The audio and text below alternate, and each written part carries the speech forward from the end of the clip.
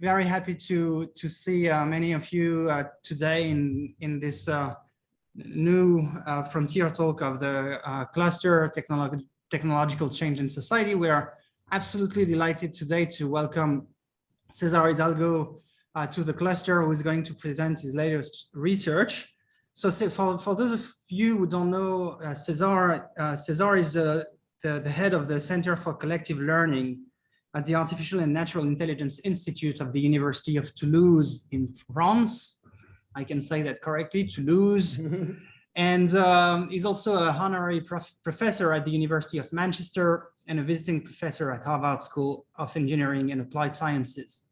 Now, before that, Cesar was actually the head of the MIT Collective Learning Group, where I did a ton of work and a ton of interesting work. And Cesar also has founded a company that works called Data Wheel, that works on data visualization techniques and data distribution. Cesar wrote or co-wrote 3 books. The one book that I know pretty well is the book from, when was that, 2015, I think, Why Information Grows. It's a marvelous book. I invite everyone to read it. It's basically a theory of knowledge and information, and it's a beautiful book full of insights. It reminded me of the late works of Ken Arrow, the economist, the non-technical work that he expressed in a 1995 paper on the knowledge economy, things that at a point where he sort of moved away from models to think about maybe the world more openly and less constrained by the necessities of modeling and formalizing. But Cesar also co-wrote another very large book called The Atlas of Economic Complexity, and is here today to talk about his latest book, which is called How Humans Judge Machines. Now, Cesar, just one word to you. So beyond just saying that we're absolutely honored to have you here, and very, very, very happy. The cluster, so this thing that we call the cluster, is not like a committee, but it's more of a group here at the UI, where we have lawyers, economists, historians, and political scientists who come together to think about, discuss, and be exposed to research related to technological change, right? So we're extremely eager and hungry for insights from people from the technology field, and so that's why we sent you an invitation. So thanks for being with us, and we go as we discussed. You have the floor. Thank you. Well, it's an honor for me to be here. So before I go into the content, I'm going to share a little bit about the motivation of what brought me to do this work. And for a long time, I've been working at the interface between academia and the development of technology. During the 2010s, I engaged quite a lot on the creation of platforms to distribute data, but also on the creation of artificial intelligence systems that would help, facilitate decisions, or would provide recommendations, or would help extract patterns from data or augment data and so forth. And as that was going on, I realized that, like the world was changing, and as artificial intelligence became more popular, people started to react against it, in interesting ways. And when I started to see that research, I always got a little bit nervous about the fact that it didn't have too many counterfactuals. So people would talk about the way that machines are judging humans, or that machines have biases, but they wouldn't ask themselves, are these machines acting in a way that it's equal to the way that humans would act? Are they, even though they're problematic, are they better? Are they worse? How do people react to it? And to me, counterfactuals are important here, because I do believe, that when you're judging things that are important, it's very key to focus on judging at the margin. You want to try to understand, if the technologies that you're bringing into the world, not whether they're good or bad, but whether an improvement, or whether they're making the situation worse. Because in reality, it's very hard to achieve perfection right away. It's also very hard to have something that is completely horrible from the bat. And what you usually have are derivatives, are rates of change, that you can play with and that you can bet on. And that's why I thought the question of counterfactuals was important. The other reason why I thought that the question of counterfactuals was important is because at the end, when people are judging machines, that act in itself tells us more about people than about machines themselves.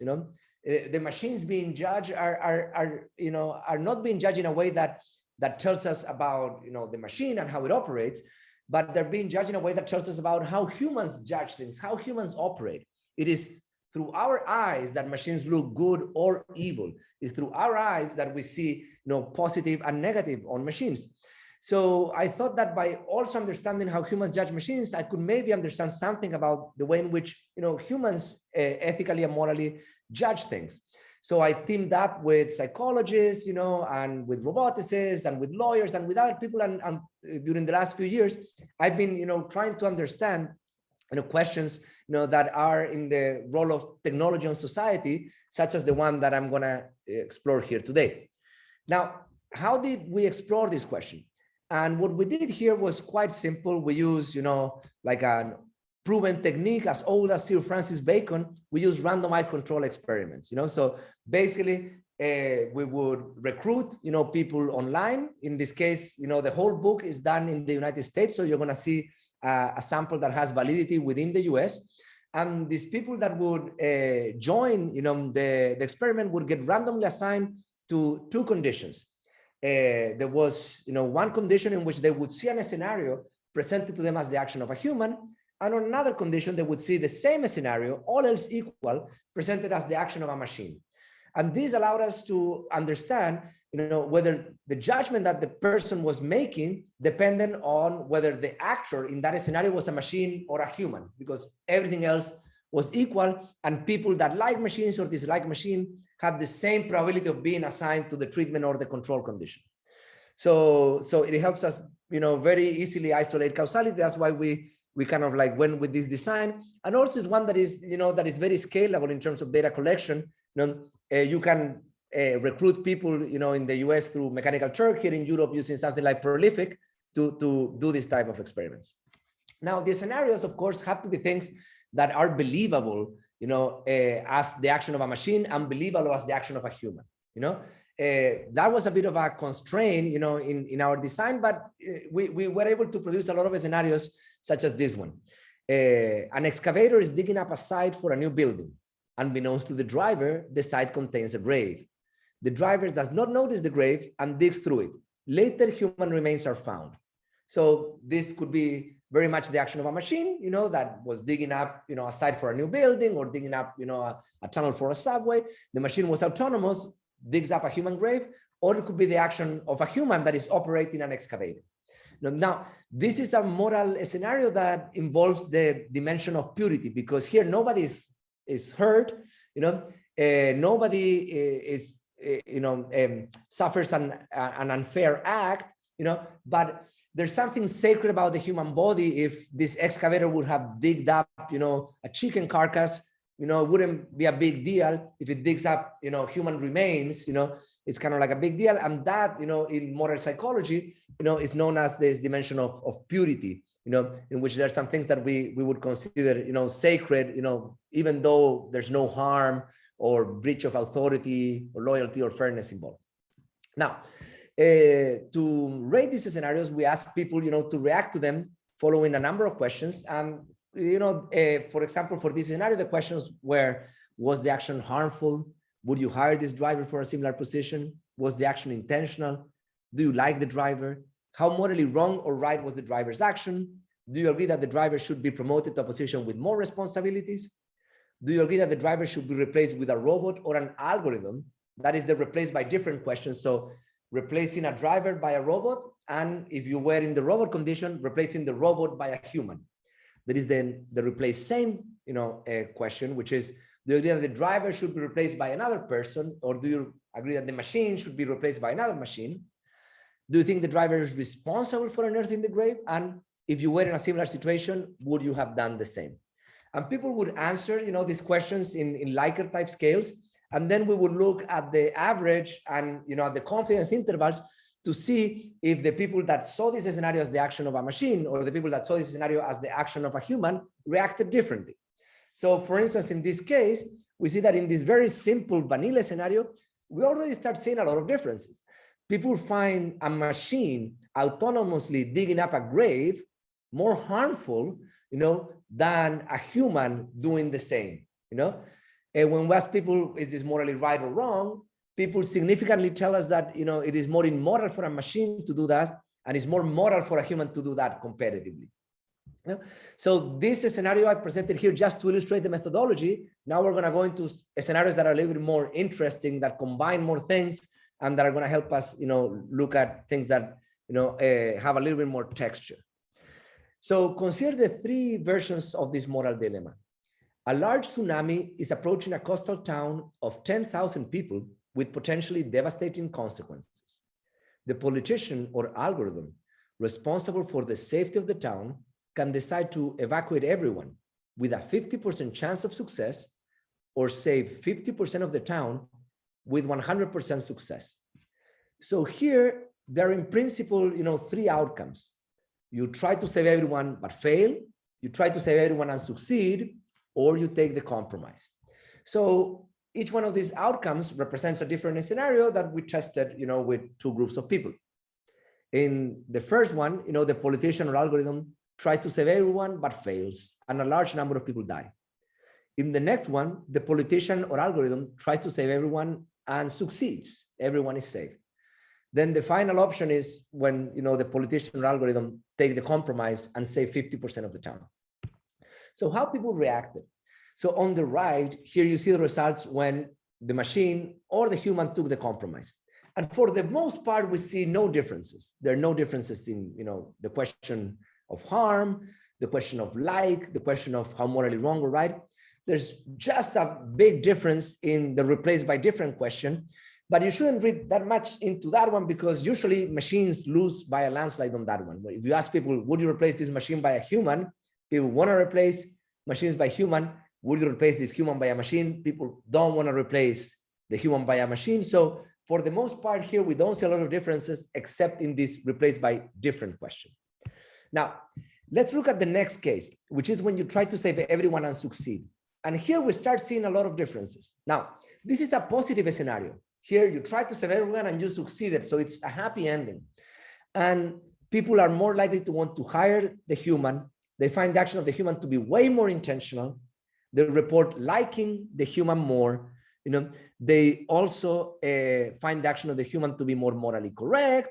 They want to promote the human and so forth. So the human across the board is being evaluated better. And basically here, what we're seeing is an example of, a human getting more credit for the same action than the machine. So the action was positive. In both cases, the machine and the human, saved everyone, but the human is getting more credit in part because it's seen as doing an action that is more intentional. But now let's look at what happens or how people react to the case in which you try to save everyone and fail. And here we see large differences. So for instance, people find the action of the machine to be more harmful. People want to hire the human positively, like above the 50% line, but not the machine. And when it comes to intention, now it's almost a tie. When before, when you try to save everyone succeed, people see, okay, the human was trying to do that, Now, when, the human fails, well, maybe he was not trying to do that, Now, when we ask people, do you like the human? They like the human. They don't like the machine. They find the action of the human to be more morally correct and so forth. And what you're going to start seeing here in this scenario is something that we're going to generalize later, which is that when people are judging machines and humans, we're doing it in a way that is quite different.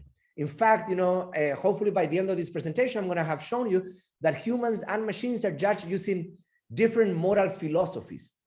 Humans are being judged by what they're trying to do. So in this case, the human is being judged by trying to save everyone, So basically, they like it, they want to hire it, they find the action to be morally correct because what the human is trying to do is good. But the machine is not being judged by what the machine is trying to do, but by the outcome, by failing, So, the machine is not given more responsibility, it's not hired again, they don't like it, they find the action to be less morally correct and so forth. Yeah? And they have these different moral philosophies, one that is more consequentialist for machines, one that is more Kantian for humans. Now, let's look at another example. On a sunny spring day, a driver or a driverless car working for a supermarket chain accidentally runs over a pedestrian who runs in front of the vehicle. The pedestrian is hurt and is taken to the hospital. So in this case, we have, an accident, but the accident is not, the fault of the driver. The accident is, caused by the pedestrian that jumps in front of the vehicle. Now, how do people rate this scenario? Again, they find more harm, in the action of the machine. They like the machine less, than they like the human. They find the action a little bit less morally correct. But what is funny here is what you see here in the intention dimension. Because here in the intention dimension, we see that the people assign a little bit more intention to the machine than to the human. It's not because they assign a lot of intention to the machine, but because they're able to excuse the human much more. We reproduced this experiment a number of times using, different victims, different conditions. The results are the same. Basically, in this case, we find that people are willing to excuse the human action in a way that they're not willing to excuse the machine action. So in these accidental scenarios, they leave like some sort of residual guilt or blame, responsibility on the machine. For example, here in the responsible for action question, you see the same. The machine considered more responsible for the action than the human, because the human is excused more of the accident since it's considered completely exogenous to them. Yeah. So that's something that is also interesting. Now, can we talk about intention in machines? People sometimes get a little bit tripped up about this. So I think it's worth discussing. So intention, first of all, is not something that you either have or not. Agency is a continuum. So for instance, think of a self-driving car. Imagine you have a self-driving car that is designed to protect a pedestrian at all costs, and compare that to a self-driving car that is designed to protect a driver at all costs. So what these cars would have is a different objective function. Yes, they have, a different goal that they need to satisfy, but in their operation, they would have to in some way decide how to satisfy that goal. So in an uncertain situation, in an accident, in an emergency response situation, they would act not in a way that they have like full agency, but in a way that they're operating as intended. And by trying to protect a pedestrian, a car might injure a driver, or by trying to protect a driver, a car might injure a pedestrian. Now, so you can think of agency as a continuum. You can think that you can have some agency when you're given a goal and you can decide the means towards that goal. And you have, of course, more agency when you get to decide that goal too. And in fact, people tend to see some agency on machines. So there is this paper from 2007 by Heather Gray and co-authors in which, they looked at how people create mental models of other entities. And they find that for the most part, when we create mental models of other entities, whether they're humans, machines, or animals, we do it along these two axes of agency and experience. Okay, so experience being the ability to feel. Can you feel pain? Can you feel hunger? Can you feel sadness, happiness? And agency, are you able to do things? Can you make decisions? Can you act? And when you put, robots, even in 2007, before all of the AI developments that we had, right now, machines are seen to have an intermediate level of agency, more agency than babies, more agency than chimps, more agency than dogs, similar to like a child, but of course not as much agency as adults, and they're seen as having no experience. So the machine cannot feel, but the machine can do, so in some sense it has moral agency, but not so much moral status. Now, so far machines have not been doing very well, in the tsunami scenario, in the excavator scenario, in the self-driving car scenario, people didn't like machines that much. So is it that people always reject machines? Do we have like kind of like this absolute aversion and there's nothing more than that? Well, the truth is that it's not that simple, and you can actually construct the scenarios in which humans are judged more harshly than machines. So consider this scenario, which is borrowed from Jonathan Haidt's Moral Foundation questionnaire. A family has a cleaner or robot in charge of cleaning their house. One day, the family finds that the cleaner robot used an old national flag to clean the bathroom floor and then threw it away. So in this case, you have a scenario that violates the moral dimension of authority, loyalty, purity. It actually hits the three more or less in the same amount. National flags are a symbol of loyalty. They're also a symbol of authority, but they're also sacred, to people. But it's also a concept that is, more complex than physical harm, which is what we had in the previous scenarios. And in this case, we find, for example, that people, don't want to hire the cleaner that used the bathroom, that cleaned the bathroom floor with the flag. They are a little more inclined to rehire the machine. They like, the machine that cleaned the bathroom floor comparatively more than the cleaner that did the same. And they also find the action of the machine more morally permissible. They still want to replace the machine by a human, but remember that this is a question in which always the machine loses by a landslide. So for the most part, we have kind of like reverse, the effect. Yeah, we find now, that the machine is judged more positively in this case than, the human. So it's not a complete aversion of machine in all conditions. And we're going to see more examples of that in the next chapter. So chapter 3 is about algorithmic bias, about fairness. And fairness is a hot topic in artificial intelligence, because of something that is simple but profound. And this is the idea that fairness can be defined in multiple ways, and it's impossible to satisfy all of those definitions simultaneously.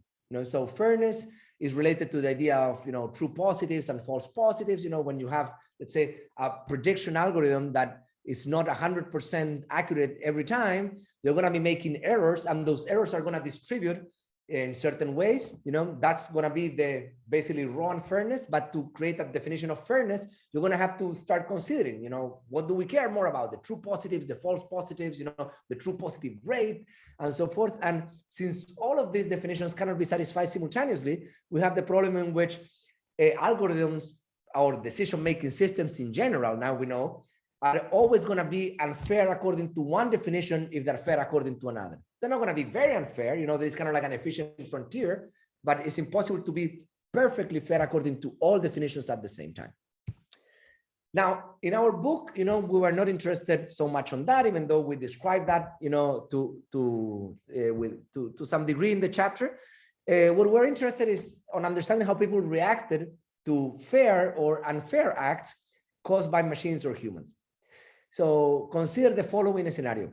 A company replaces their HR manager with a new manager or algorithm tasked with screening candidates for job interviews. Now there is an unfair treatment in which an audit reveals that the new manager or algorithm never selects Hispanic, African American, or Asian candidates, even when they have the same qualifications.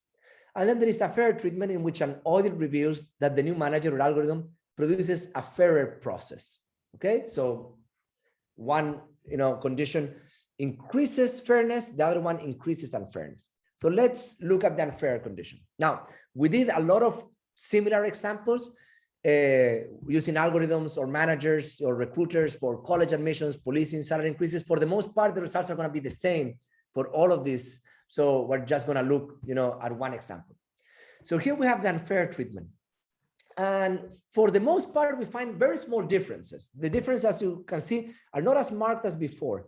But again, here, for example, in the unfair treatment, people do judge the action of the human a little bit worse than the action of the machine. Okay, so the human that in some way discriminated against Hispanics or African Americans, in that job application process, are judged a little bit worse than a machine that did the same. It's not that the machine is judged positively. The machine is also judged very negatively, but the human is judged even worse. Now, when it comes to Asian candidates here, there is basically a tie. There's no difference. So people do see more harm in these two protected groups in this, which is interesting for a US sample. I'm an American citizen. I'm quite familiar with sort of like the dynamics of minority groups in the US. And there's a difference when people talk about, for example, African American minorities and Asian minorities. Asian are considered what, a stereotype of a model minority, that they get jobs, they get admitted to university. African Americans, they don't have that model minority stereotype. So people there see more harm, in this case, when African Americans are victims than when Asian are the victims. But when we ask people, would you hire, this machine or this algorithm? Not big differences. They do see the action of the human as more intentional, but they also find the action of the human, more morally incorrect, not by a lot, but, significantly so. Now, what happens when a machine or a human corrects, an unfair process, And here, for the most part, people don't see harm. They do find the action of the human to be more intentional, but for the most part, it's a tie. When we ask people if it is morally correct or incorrect, we get basically, ties. They still want to replace the machine more than the human. And we're going to see that is kind of interesting, because it's going to give us a bit of what may be a somehow counterintuitive result, which is that when we compare the unfair treatment and the fair treatment, we discover that people are slightly more likely to want to replace a machine that increases fairness with a human than to replace an unfair human with a machine, So now when we compare these two cases, you see here, on the unfair treatment, here you have a human that was discovered to be unfair, and people don't want to replace that with a machine. And here you have a machine that was discovered to make a system more fair, and people want to replace that machine with a human more than they want to replace the unfair human with a machine. So here it shows kind of like, even though, the judgment is similar, the algorithmic aversion is expressed a lot in this replaced by different question. It's very specific to that question. And in this case, a good machine is more likely to be replaced than a bad human, if we put it in simple terms. The other thing that is interesting is that we don't find a lot of differences. And why is that interesting? Well, because at least in the United States, Title VII of the Civil Rights Act, was ratified in 1971 by the Supreme Court in a decision that says that discrimination against, protected groups or minorities is a violation of the Civil Rights Act, independent of intent. Okay, so intention doesn't factor into judgment of discrimination. And here, funnily enough, we do find that people do find, or they assign the more intention to the human than to the machine, but they don't judge the human that much worse than the machine. They do judge it worse a little bit in some cases, but not a lot, and that corresponds to this ruling by the Supreme Court of the US, which was unanimous, that says it's not, a matter of intent. If you have committed an act of discrimination, even if you were not intended to, that is a violation of the Civil Rights Act. Now, Chapter 4 looks at privacy. I'm going to skip Chapter 4, but if you're interested on algorithmic privacy, like differential privacy, k-anonymity, and how people react to machines and humans observing people in schools, in the mall, in the airport, you want to look at Chapter 4. But Chapter 5 looks at automation. And automation is interesting because it's one of these topics that is recurrent. This is not the first time in history that people fear automation. After the first AI spring, people feared automation, and actually, this fear was one of the things that caused that first AI winter. People thought that, by the 1970s, jobs were going to be automated, and robots were going to be everywhere. Of course, that was not the case. More recently, these fears of automation came by this famous paper by Carl Benedict Frey and Michael Osborne that predicted about like 50% of jobs could be automated. But when you look at the actual economics literature on the topic, the paper by now, I would say, is largely discredited, and the literature is much less alarmist.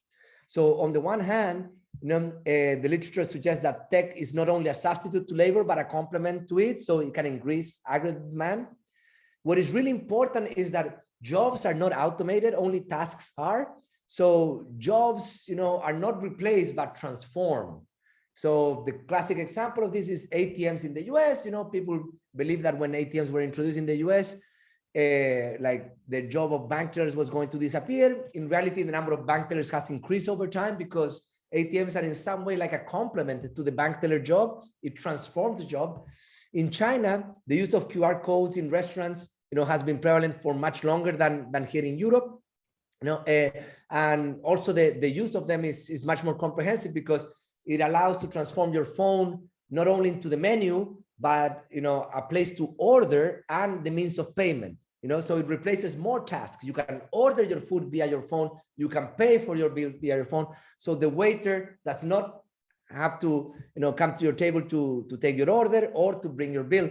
But waiters did not disappear. The waiters kind of like focus on other tasks. They act more as hosts, accommodating people into their tables or different needs and so forth. So the job is transformed, not replaced.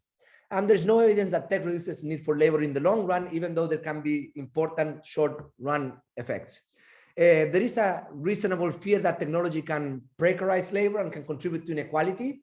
Joel Mokyr argues that a lot of the upheaval that was caused, by factories during the Industrial Revolution was, not because of automation, but because factories have very precarious labor conditions and people were reacting to the bad working conditions in factories.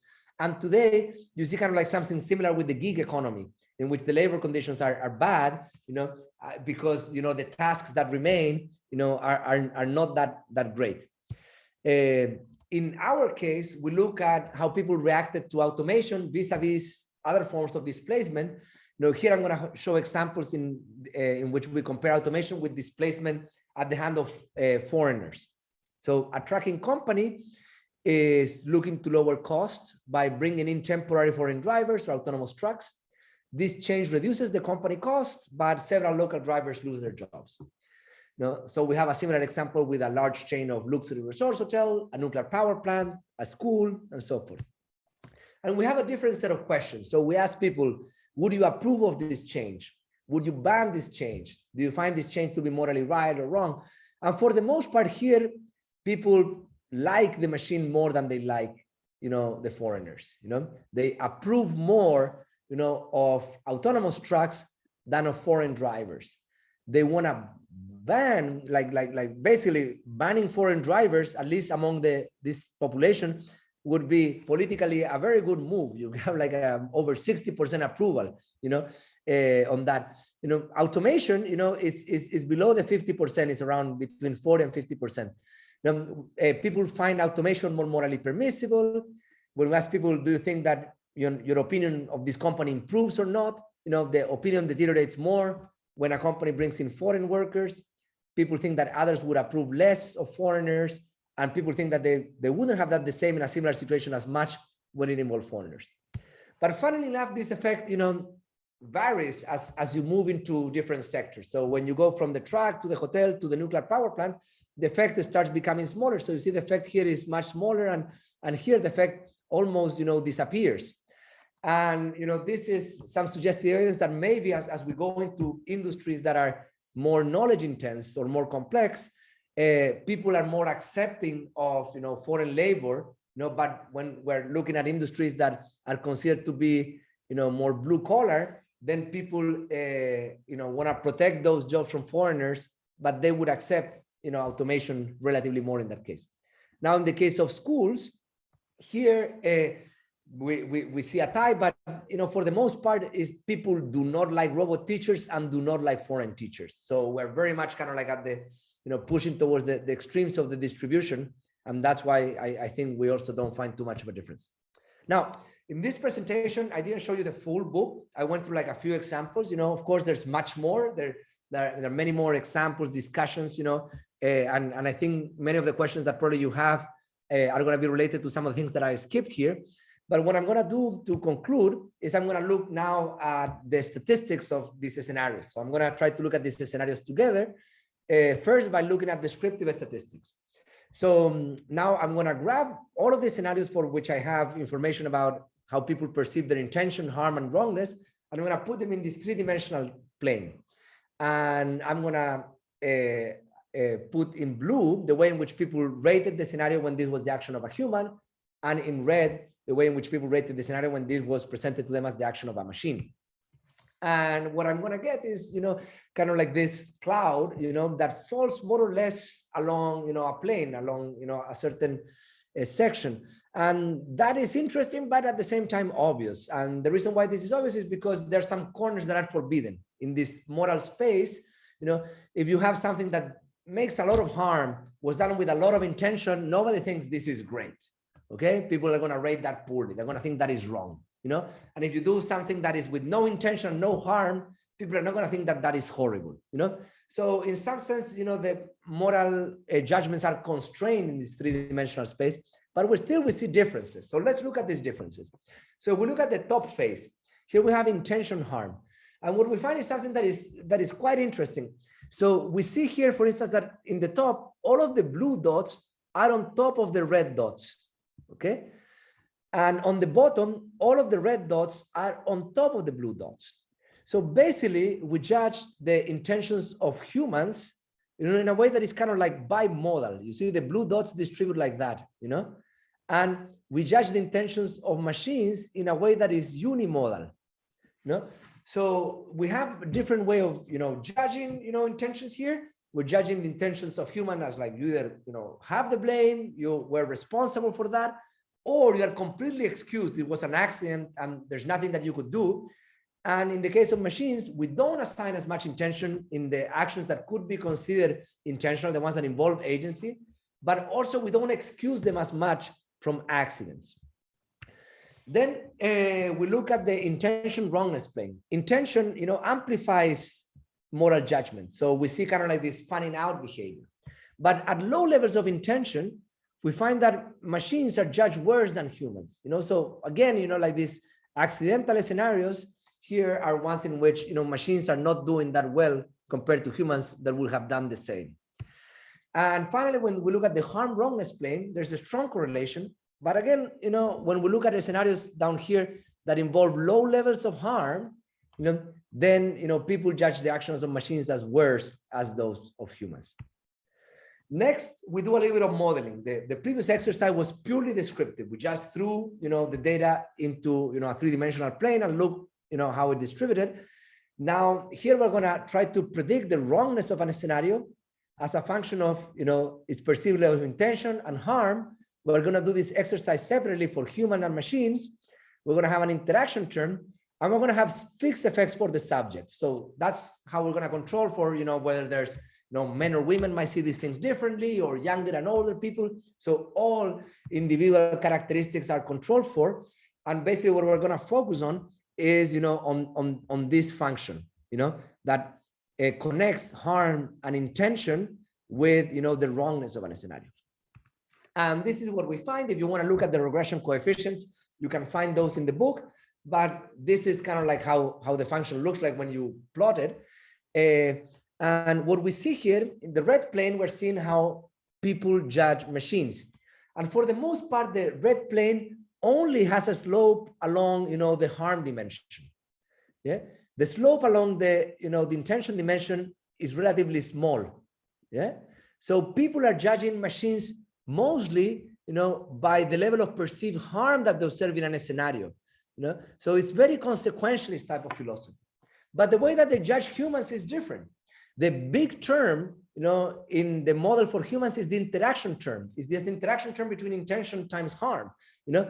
And what that means is that we judge humans and machines more or less similarly for these more intentional scenarios, you know, especially, you know, along this border. But back here, you know, when we have scenarios that are accidental, that have little intention and have a lot of harm, we make a big difference because the human plane, if you think about it, is a little bit rotated compared to the machine plane. So it's not that we like humans and dislike machines. There's not like a constant term. It's not like a gap, you know, it's a rotation. And that rotation tells us that we have different moral philosophies. We're judging humans in a moral philosophy that is consequentialist. Sorry, we're judging machines in a moral philosophy that is consequentialist. It's about the outcome. And we're judging humans in a moral philosophy that is much more about intentions and motivation. You know, so it would be a little more Kantian, some people would say. Now, finally, we do the opposite exercise. Now we use a scenario fixed effects. So we control for like the average judgment of the scenario, and we look at, you know, like the demographic correlates. So how the demographic characteristic of the subjects affected the results. And for instance, you know, here we have this replaced with different question. You know, this is a good one to look at here because here the difference tend to be large, you know, so we can observe effects. And for instance, here we have a dummy for gender, male vis-a-vis female. And if you look at the data down here, you would find that males are more likely to want to replace a human by a machine and less likely to want to replace a machine by a human. So you can say that men are comparatively more machinophilic, women are more human-philic. Now, this effect is highly significant, like the bars, don't even touch themselves. So it's very significant, but, the magnitude is very small. So if you look at the estimate, we're looking at an estimate of about 0.05, in a variable that moves between 0.2 and 0.8. So even though the estimate, is significant, it's very small. So like the majority of the effect is not explained, by who is rating, but by what is being rated, by which scenario. Is it a positive or negative scenario? Is it a scenario involving physical harm, fairness, and so forth? Similarly, for instance, we find that with education, people become a little bit more machinophilic, and religion makes people more machinophobic, and you find kind of like consistent effects, for example, here in the other questions, the magnitudes vary, but the order in which the distributions are arranged is the same. So we wanted to know if people rate humans and machines differently. If they make the same mistake, do they get the same reaction? And we found that that's not the case. We actually judge humans and machines differently. And we judge humans by intentions and machines by their outcomes. So it's not that we have a preference for one and a dislike for the other, is that we actually seem to be using different moral philosophies to judge one and the other. We also tend to judge human intentions bimodally and machine actions unimodally. And as a consequence of that, we tend to be much more forgiving of humans in accidental situations. So we have a strong bias against machine in these accidental scenarios, because basically we leave a residual level of intention and we judge the machine by the outcome. While in the case of a human in an accidental scenario, we excuse them from intention and we judge them by their intention, not by their outcome. We also find that people are a bit more judgy of humans in scenarios involving fairness. For example, the algorithmic bias, labor displacement. Those were the scenarios in which people tended to be a tiny little bit more accepting of machines.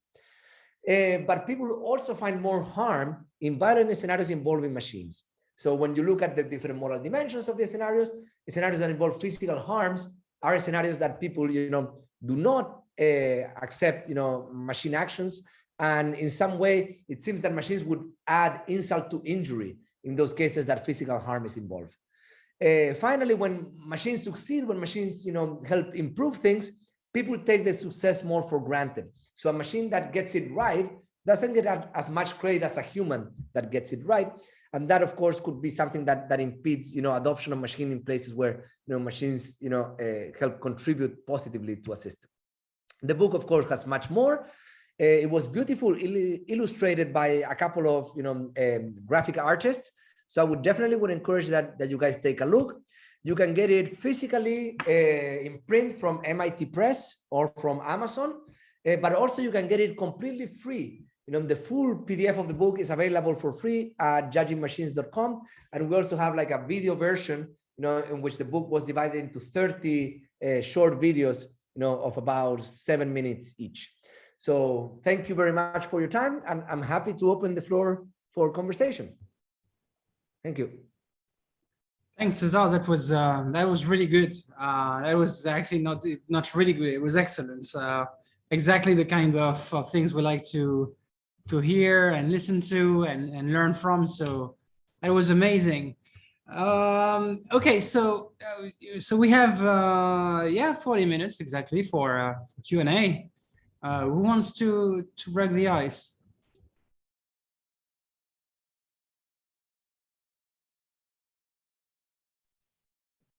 Giacomo? Yeah. Thank you so much. Thank you. I'm an economist. Actually, I thought it was a kind of tsunami of amazing information and results. So let me try to recollect my idea. So while you were talking, I was thinking, also because I've been working on that, to what extent people are aware. So if you were able to somehow, separate automation from self-learning machines. So in the example you gave us on automation, it was really mostly the idea of machines automating some of the human tasks. And my view is that it's different from machines that are able to autonomously learn how to behave. And I was thinking where you were able to somehow distinguish between the two and see how the humans judge machines, if they judge machines differently in terms of their ability to autonomously learn. Because somehow this is getting closer towards intentions that humans have. I understand that's a great question. In fact, like we're working on that right now, because on the book, you know, you saw the scenarios, and the scenarios basically presented a human or a machine. We would say algorithm, robot, but we wouldn't specify much, you know, what were the capacities of this robot.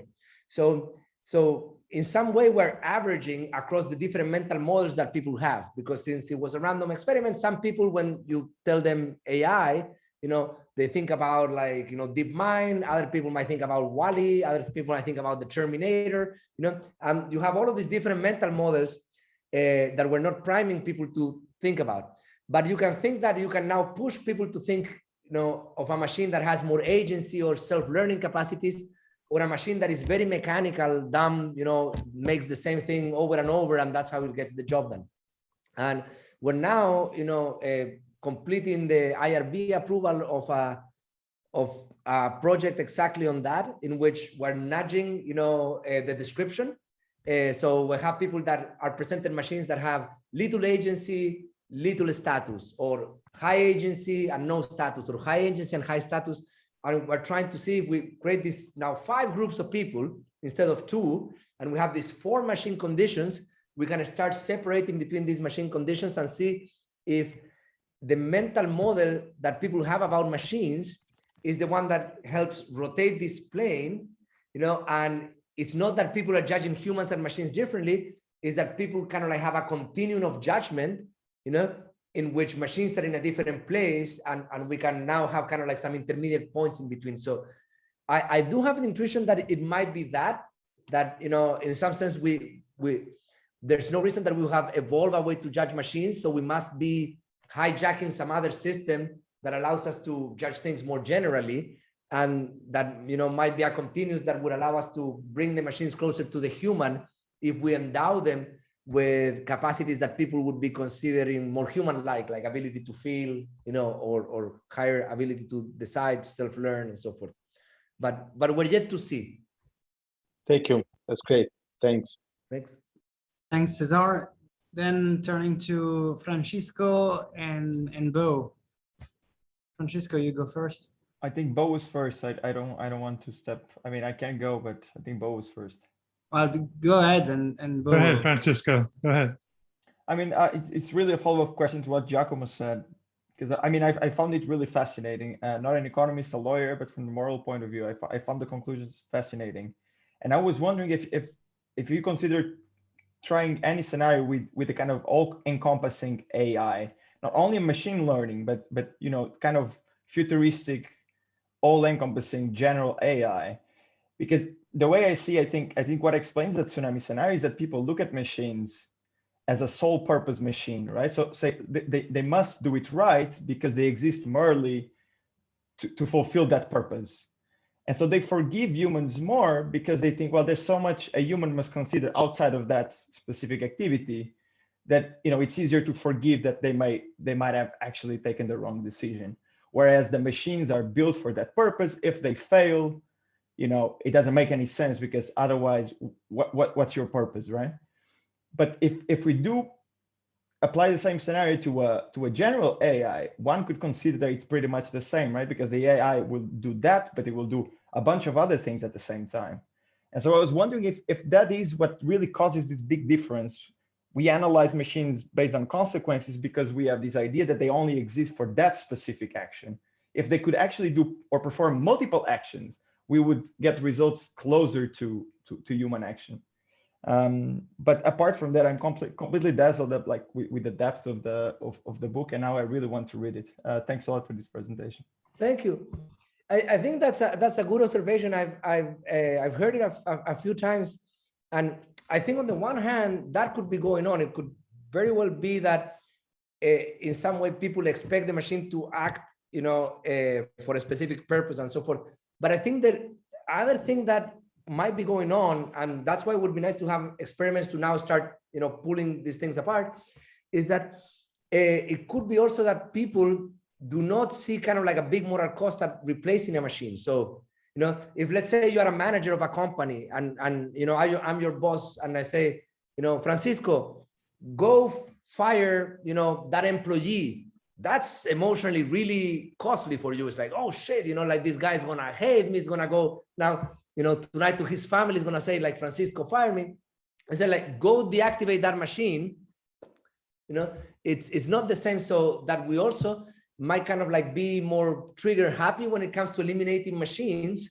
And hence, that kind of like justifies our aversion that like there's not a moral wrong at eliminating because they have no status. They have no moral status. They are just, they have agency, but no experience. While when you eliminate a human, from a job, you demote them or you judge them negatively, you're judging someone that has a moral status, And I think this could be tested in a way with what like Giacomo asked and this type of experiments. And for the purpose, you could also create experiments in which some machines, let's say, are designed by a purpose that is explicit, and then they succeed or fail at something that is very different from the intended purpose, or it is the same as the intended purpose that was described, as a way to kind of like see, is it because people expect them to satisfy that purpose really well and not to be multi-use, or, whether there is also something about the cost of eliminating that, it's very permissible, destroying a robot, except when Johnny Five gets really emotional at the end of the movie. Thanks, Bo. All right, thanks, Cesar. Thanks. Great. You wrote a book. You did illustrations. You have little movies about it. You're really trying to make us all look bad, aren't you? It's it's great work. It's funny going talk about the movies. When things go wrong in the movies, it's always when we're asking the opposite question: what do the machines think about us? Right. So this is good to focus in this direction, at least for a while. I was wondering, is it possible to condense the thinking about intention down to that most humans, when they see harm, believe that intent matters? And you see that in many laws, maybe not in the one you said about the university, but in many, the intent matters, but that there is no such thing as intention when it comes to machines. In other words, machines people think are programmed. There are no accidents in machines. Everything a machine does is purposeful by definition, at least in the heads of people. So everyone pins intentionality up at the highest level all the time for machines. So humans think intentionality is always important, but machines are always seen as perfectly intentional in what they do. That was the first question. The second one, Nicola and I wrote one about privacy. I know you didn't touch on that chapter, but I was curious whether you found out anything related to human beings physically looking into someone's privacy space versus machines looking into space and managing that algorithmically, and how people found difference in that, if that was something you looked into. Thanks. I'm going to start with the second question because I have a much more direct answer than for the first one. So when it comes to privacy, we found a gradient. So people dislike being observed by machines, or they dislike machine observers in scenarios that involve like school children, like basically vulnerable populations. So we had a scenario in which like there was a camera that used facial recognition to, take school attendance.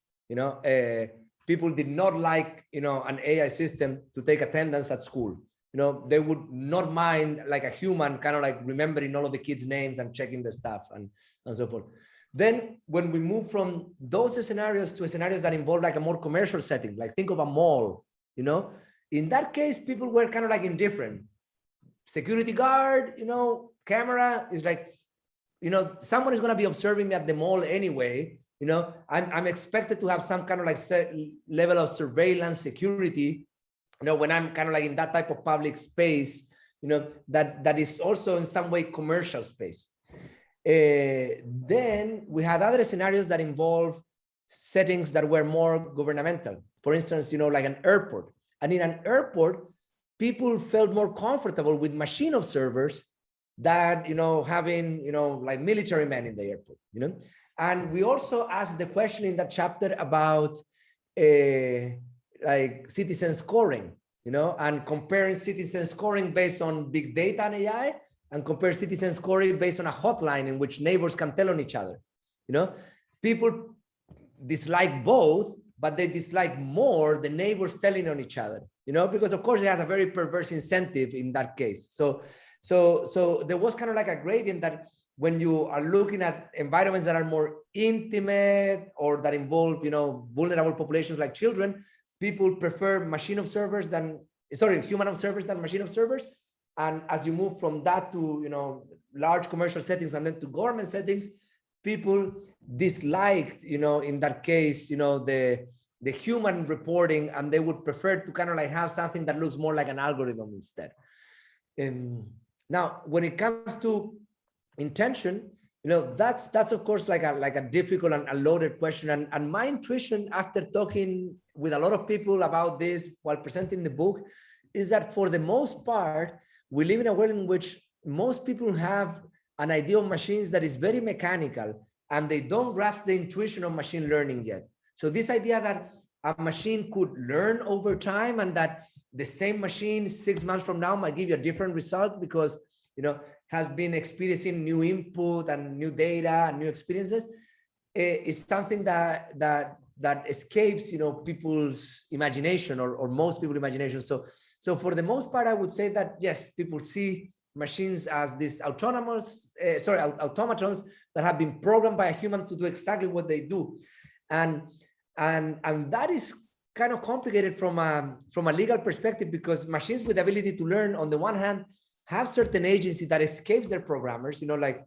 you give them data, you give them an algorithm, but there's so many corner cases, conditions in which the machine can exhibit an unexpected behavior that is hard to assign that liability in a way that is fair to everyone involved. Should it go to the programmer? Should it go to the user? Should it go to the person that provided the data? Should it go to the hardware by, if the hardware had anything to do with the way that the machine was, programmed and so forth. And that complexity, I think, disappears because people tend to think of machine learning similar to the way that they think like a saw in a wood mill, like something that is very mechanical, is doing the same thing. And if you put your hand there, the machine doesn't know that it's chopping you. In reality, I think we're dealing in a world in which there is a little bit of agency starting to emerge when you have the chance to talk with a machine like GPT-3 or something. To me, when I've had the chance, I have a license for it, in my company. It's smart and insightful, and sometimes, it gives you ideas. And I don't think that is because it has any agency like we have, but it has behavior that it starts to become a little bit agency-like in some cases. Yeah, because I kind of get, that's what I was thinking, is that people don't see machines and learning in that way. I guess they will in somewhat the near future, but you don't think that, oh, the car bumped into me, that's okay, it's just it's still learning. It's just a young child still learning. Yeah. People don't think like that, right? No, they think it's defective. Exactly. That's why we put all the autonomous driving in Arizona in the US, because that's where we have the most permissive product liability laws. And in Nevada, yep. Interesting. Thank you. Thank you. Okay, thanks, Bo and Cesar, for this other interaction. I myself, I have two questions. And one of them is sort of in the thinking, so it's really not clear whether the question makes any sense. But as you were talking, I was starting to think. So you seem to say you seem to suggest that there's a difference between how we perceive humans versus machines and how we react to that and how we feel about an artifact versus a biological organ. And I was wondering whether there's this difference. So if you wanted to disprove this, you could say, so you could try to ask questions about how they would react to errors made by humans on which you would have altered a certain parameter of humanity. So for instance, you would ask people to assess scenarios in which a human would be drunk, or a human would be completely dysfunctional, or you could even take a soldier, for instance. Meaning that you've sort of removed certain of parameters from the decision-making function of the human. So you avoid you say, okay, soldiers are trained to not being sentimental and that sort of stuff. And I wonder whether what your experiment would give if you ask people to compare the results of a machine versus the results of a human, reprogrammed or unprogrammed to be a little different. So in other words, you might have actually reached the same results if you are comparing a population group of standard human versus humans with a sort of dysfunction. And so I was wondering whether there's anything fruitful there. And so the other question that I have, and I think it will talk a lot to the people who are lawyers in the group here, is what would be your takeaways for regulation and policy? So when I listen to you, it's what you've done is great, because it looks like technology, in a way, economics, sociology, anthropology, and philosophy. Now I'm wondering in terms of the sort of legal implications. So we have at the moment the European Parliament and the European Commission. They are working on a draft AI regulation project, and this draft is a funny draft, because in a way it says, okay, we are going to set the rules for AI systems, and it wants to take some rules from human rights texts like the Universal Convention and all that, and they're very based on how humans behave vis-a-vis other humans. But at the same time, the other pillar is safety regulation. So it's a text which says which is more consequentialist. It's based on risk assessment and so on. So I was wondering whether you had takeaways and what we can read from your work. Yeah. So for the first question, my intuition would be like when you compare like a human, let's say, with another human that is mentally disabled and would have been involved in a in some sort of accident or caused an accident and so forth. My intuition is that people would not judge the mentally disabled human similar to a machine. Quite the contrary, they would kind of like excuse them, from responsibility, because they would see someone that has a lot of status, in some sense it can feel, but it has no agency. So it would be treated more like a child, a baby, like senile elderly person, So in some way, the status dimension remains high, even when the human, doesn't quote unquote function properly.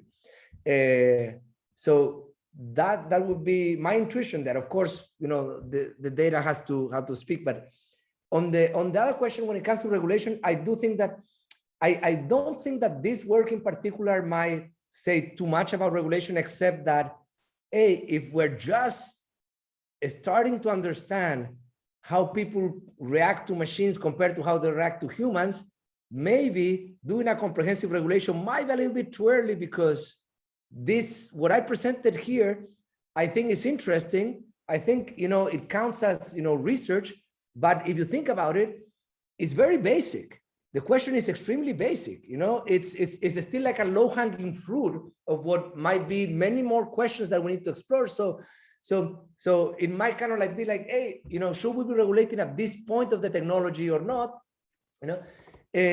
My other thoughts about, the European regulation are not so much informed by this work, but more by my work on economic geography. I've done a lot of work on, economic complexity and relatedness and all of that stuff. And at the same time, I also do understand policy in these environments to be a reflection of culture and what people demand, from their leaders. So in the case of the AI policy, and I did read it and I did write a reply about it, it seems to me that it's kind of like a policy that protects Europe from the use of AI, but impedes Europe to develop AI. So it's kind of like, it's similar to like the approach that Europe has had towards the web or towards data is, these are import sectors, these are not sectors that we're trying to export. So we, every time someone opens Google in Europe, it's technically an import, yes? Because, it's an import that is not going through, a container, but it's going through a wire, but it's an import nevertheless.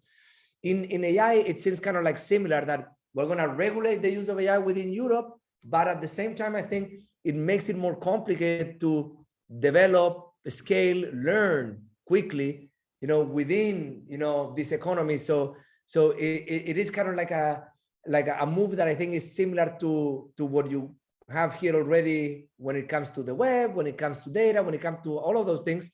And I think it's a choice that is being made to be a laggard on the technology, but to be able to consume well-protected foreign goods in that sector, Now, I do think that one part of it that I do not agree, and I've seen some evidence, is that I don't believe that you develop trust in the sector by regulating it, And there's evidence, for example, that GDPR doesn't generate trust, and it's not surprising because every time you open a website, they're reminding you not to trust, So you're reminded not to trust the web, 20 times a day, and I don't think you develop trust that way, So I've been curious also, like even starting to run experiments, to see people's reactions of, like whether trust can be increased through proposals of regulation or through improvements by the companies themselves, But I do see exactly that there is kind of like a distrust here. I do think that distrust also has kind of like a political component in the sense that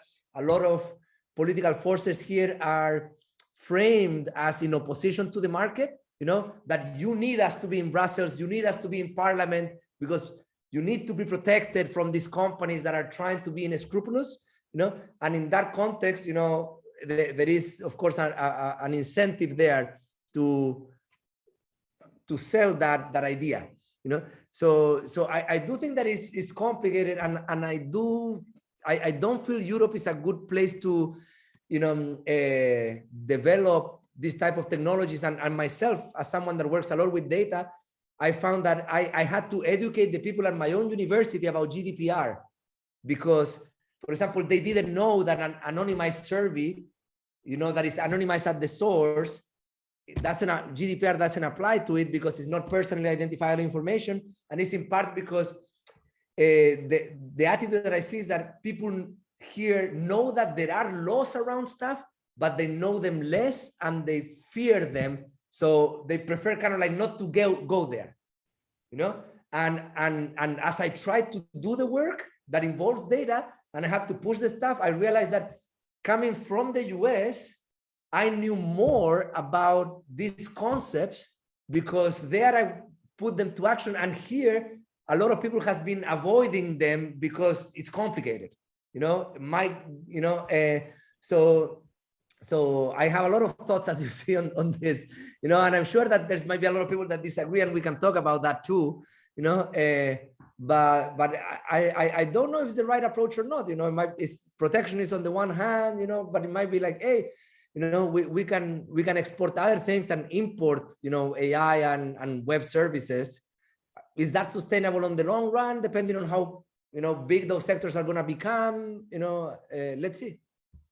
Yeah, so that's great, Cesar. I mean, it's great to hear what you say because, if I wanted to be facetious, I would say you're our import here, and you give us the sort of feedback that we really like to hear, because this is not what we hear from Europe. In Europe, oftentimes people would sort of brag about Brussels setting global standards. There's a law scholar very famous who wrote something called who wrote a book called The Brussels Effect. So how Europe sets standards in Europe, and they they are exported in the world and so on and so forth. And I think it's a nice story that some people like to tell to themselves, but it's just a half or a tenth of the story in terms of the long-term consequences of what this regulatory appetite is creating. I had another question which relates to how you opened your speech.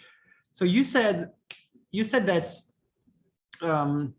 I think you said something like, I was hearing all this speech about how bad AI or algorithms are for humanity, for the economy, and so on and so forth. And I wanted to dig deeper. So and the counterfactual, and then you brought the counterfactual question.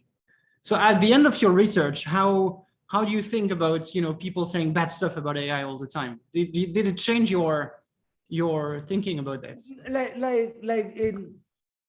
in some ways, I think like what I see on that space, is that honestly, there are different communities that are technically not talking to each other, but talking past each other. And you see that on Twitter, you see that on events, so there is a community of people that are kind of like activists against AI, and there's another community of people that have been those that have been developing AI algorithms, and they're not the same. The ones that have been kind of like trying to audit the algorithms are not the same people that are, at Amazon or Google and Facebook developing those algorithms. And so I do see that there are like these different communities. The ones that develop those algorithms are much more silent, because in some way for them progress is to create a better, more fair, more accurate version of the algorithm. And for that community, progress is to dominate the discussion on the topic, but it's not to, because at the end, the creation of the algorithm is not something that the community that complains about them is going to take into their own hands. It's not kind of like that they complain that algorithms are unfair, and then 6 months later they publish a paper with an algorithm that is more fair than the state of the art.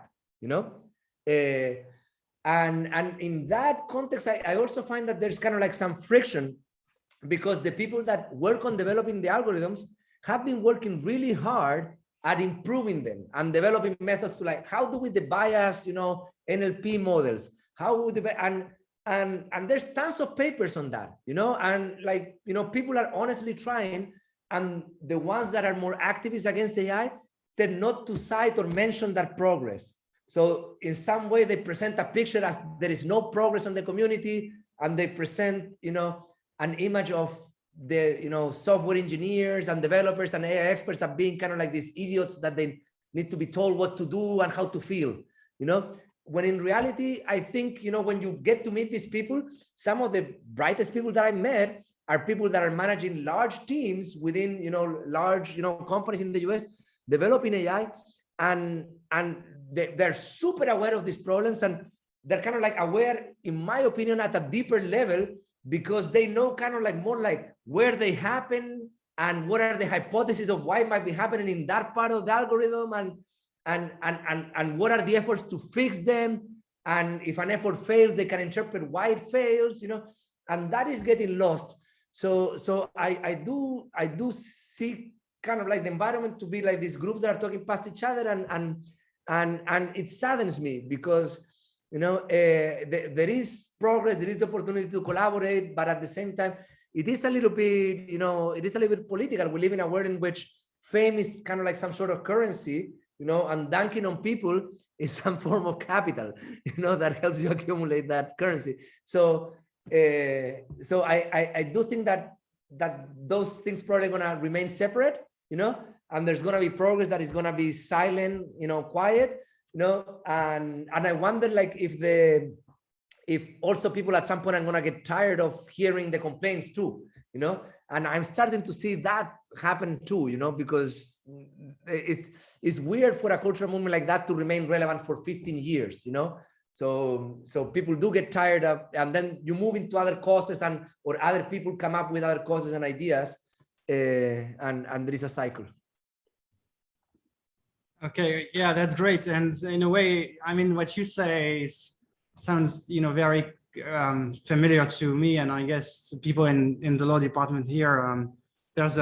It's become a literary genre to write about the evils of technology, surveillance capitalism, and so you can build a career on this with that topic as with that punching ball really in sight. So there's a question from Marina in the chat. I can read it if you want. Yeah, I read it. I don't know if Marina, you want to ask it or. I think she wrote to me to say she can't. Okay, so then I read it. Yeah, so it's a good question and goes exactly to what we were talking about. So for AI bias, like for example, in natural language processing, and then also on the questions of fairness, you know, there are a few techniques, you know, that are out there. For instance, in NLP, one thing that people do right now is, you know, you have bias in NLP because the corpus that we train the data on is biased. So basically what you do is you grab the corpus and then you kind of like double it, you augment it by reversing every gender stuff. So every time it was the doctor he, you change it for the doctor she, you know, and now you train over the larger corpus that you augmented to make sure that every time something gender was mentioned, you know, twice. You know, you have this sentence and you have the counterbalancing sentence. There's other techniques in which when they look at the word embeddings, you know, which are vectors, they try to find the dimensions that relate to gender and sex, and then they try to rotate around those vectors, you know? So then in that case, you kind of like, you know, are trying to mathematically figure out where the bias is and do that, you know, correction. When it comes to the protected attributes, you know, this is interesting because to me, like the work from Sendil Mulanathan and Jonathan Kleinberg there has been key. And basically what we know is that hiding attributes from the data is a really bad way to reduce bias, you know? And the reason is the following. So imagine you have two students that are applying for the university, okay? One student comes from a minority group, one student comes from a privileged group. And they both got the same score on the university admissions exam, okay? And let's say you run an algorithm to predict which student should be admitted to the university. And let's say that you remove all information that could be used to deduce that one of the students is minority.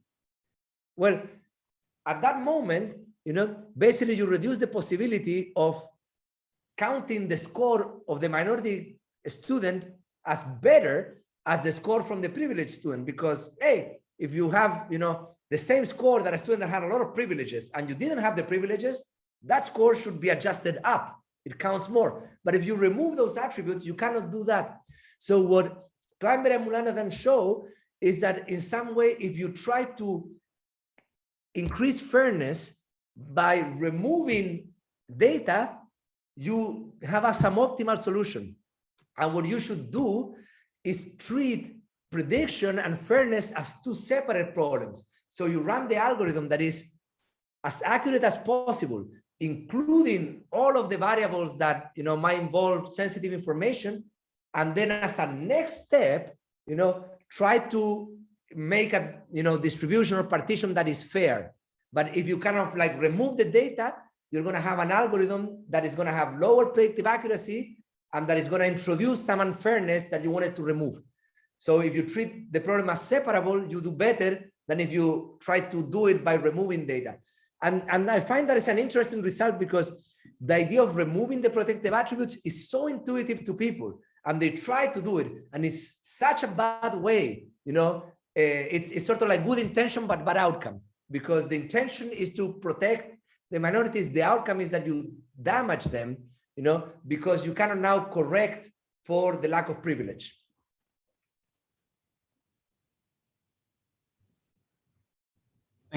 Thanks a lot. I'm sure. Okay, so Marina says thanks. I'm sure she enjoyed the answer. So we still have 6 minutes to go. I can try another question.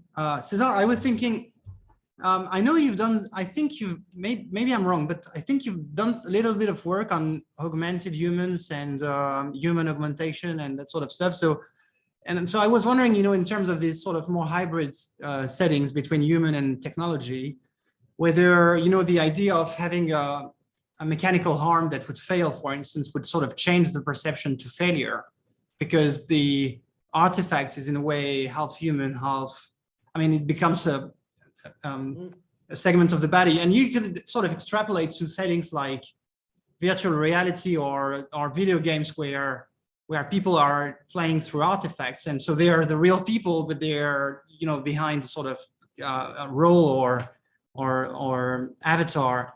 So I was wondering whether you played a little with this intermediary scenario and this changes the perception, or yeah, I don't know. Yeah, I wonder like how that vicarious liability would be passed on or be adapted in that case, because in some way I don't think we have a very well-developed culture anywhere on people being responsible for their own algorithms or their own version of their algorithm. So in some sense, for example, if you think about like the way that we interact with our recommendation algorithms, like the way that, like the data that you have provided to Netflix or to Facebook is different than the one that I provided, and your newsfeed is different, your recommendations are different, but like people do tend to externalize that a lot on like, no, this is what the algorithm is giving me instead of what I am getting from it by what I am giving to it, And I think as we move forward, we might kind of like develop a culture in which, at the end, robots are not humans, are pets, like Kate Darling, has been making that point, and that, you have to take care of it. So like if you have children, you quickly realize that if you don't use profiles on Netflix, you're going to have only cartoons in your recommendations very quickly, and you have to kind of like take care of those, algorithms to make sure that they keep you showing stuff that is relevant or that they limit the toxicity and so forth, but we tend to feel like we have very little ownership over them, and ownership not through like regulation and settings, but through the interaction themselves, like we tend to kind of like interact based on maybe what we see and what we like and stuff like that. And not so much thinking that my interaction is gonna affect what I'm gonna get to see in the future. So I'm interacting because of that. I'm interacting because I want to maximize like my future ability to harvest information from Twitter, not my present ability to tell my friend that I like him. So I do think we might evolve kind of like a bit of that culture more and more. If you think about it, all of these things are relatively new.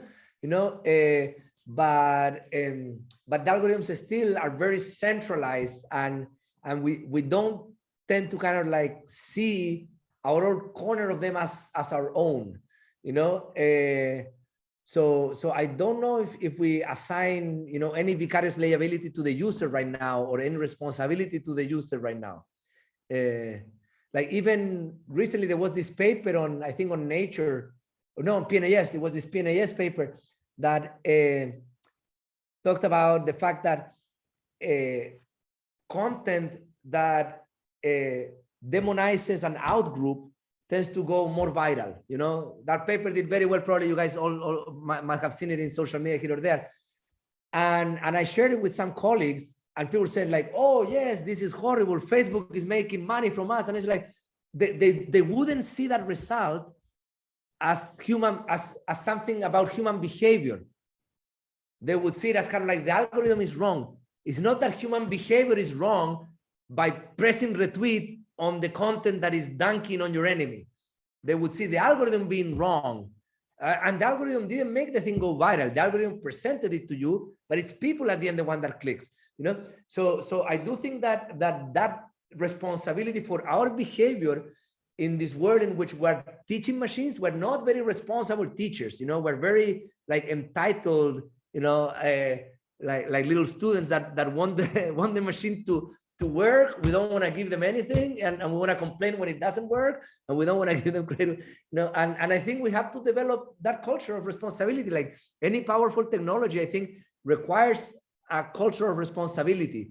And if you ask me, if I can take culture over regulation any day of the week, I prefer a society in which you can have the culture, because I think it's more powerful, more adaptive. It's hard to get, and few places have it. But if you can get the culture, it's better. Yeah. That's a fantastic reply, and actually way to close. Thinking about so you're thinking about culture, how we relate to the things that we in a sense create, but also should be responsible for because we are behind it. it's often very easy to blame it. So the thing is, the technology is faceless, and so it's very easy to blame something that has no face, like say, well, it's the algorithm stupid, or it's the mechanics. So I think that was a fabulous reply, Cesar. Thanks for sharing that with us. So I know it's 4:30. The crash here tolerates 1 or 2 minutes from me when I'm a little late, but I have one last thing to ask you.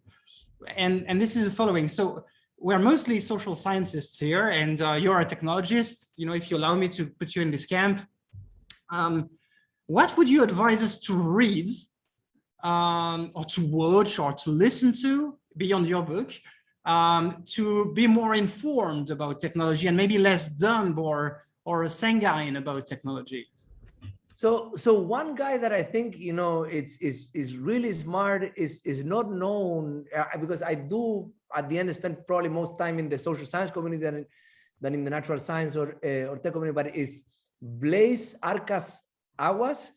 He has like a 700 people lab at Google. He is the one that created federated learning, among other things. So he's on the one hand, you know, smart enough that he can create technology, and on the other hand, you know, he's trying to shape technology, you know, to be the best that it could be, you know. So you know, this federated learning is this idea of decentralized, you know, technology for learning that is privacy preserving and so forth. So he tries kind of like to create technology that satisfy all of these design constraints, which is always difficult because it's always easier sometimes to implement the easier version of the technology. So yeah, definitely he's someone that I would say he's good and interesting on that space, you know, and that makes stuff, you know. Yeah. Anyway. Okay, that's amazing. So what I can tell you that your book has sure become, if it was not already a compulsory summer reading for most members of our cluster, and we'll invite you again for your next book, or if you have a paper that you want to give, you're very welcome here. And next time, hopefully in the flesh, Toulouse is not too far from Florence, so we sure can do that, and you can come with your wife and your kid. Italy is very kid friendly. Thank you. It was a pleasure. Thank you for all your questions and your patience. Thanks. No problem. It was really good. Thanks a lot. Thank you. Bye-bye. Thanks a lot. Thank you. Bye-bye. Bye-bye. Take care.